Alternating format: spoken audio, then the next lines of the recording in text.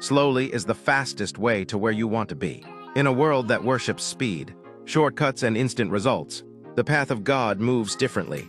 His way is not rushed, not frantic, not panicked. His way is deliberate. His way is deep. His way is eternal.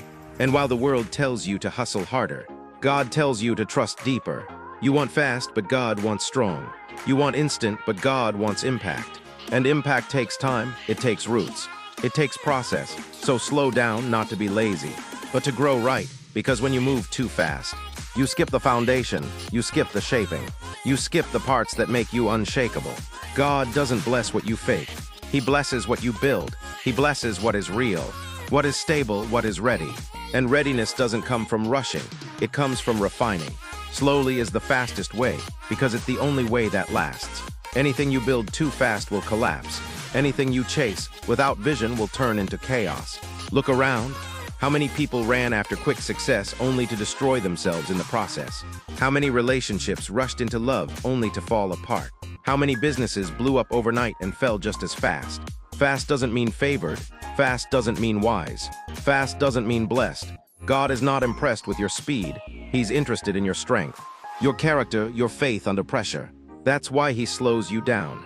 That's why he puts you in seasons of silence, struggle, and stillness, because he's preparing something you can't carry with a microwave mentality. And yes, it hurts. Waiting hurts. Being behind hurts. Watching others pass you by hurts. But what's worse is getting what you prayed for before you're ready and letting it slip through your fingers. God doesn't want you to get it fast. He wants you to keep it forever. So he teaches you the pace of power. And that pace is slow, not because you're lazy, not because you're forgotten, but because he's building you to last. Slowly is not weakness. Slowly is wisdom.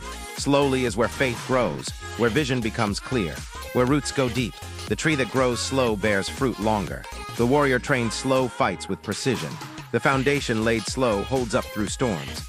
You are not behind, you are being built.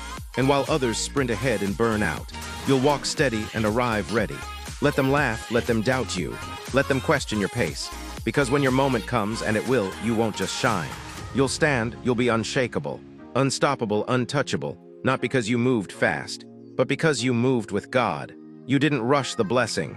You respected the process. You didn't force the timing. You trusted the plan. That's divine speed.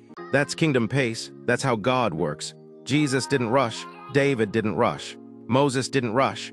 Joseph waited years in prisons and pits before the palace. Why? Because slow is holy, slow is sacred, slow is strength under control. It's not passive, it's powerful. The enemy wants you restless, because restlessness leads to ruin. But God calls you to be still, to know, to grow, to rise in time, not in haste. Haste is hell's tactic, patience is heaven's rhythm. So stop being angry that it's taking time. Start praising God that he's taking care. He's not just answering your prayers, he's protecting them. He's maturing them. He's turning them into weapons, into tools, into legacy. And you can't fake legacy. You can't rush real, you have to become it. Step by step, battle by battle, slowly, patiently, with fire in your spirit and peace in your pace.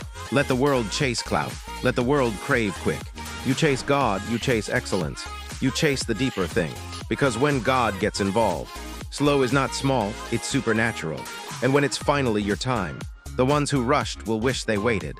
And the ones who waited with God will rise like eagles, not because they flew fast, but because they flew right.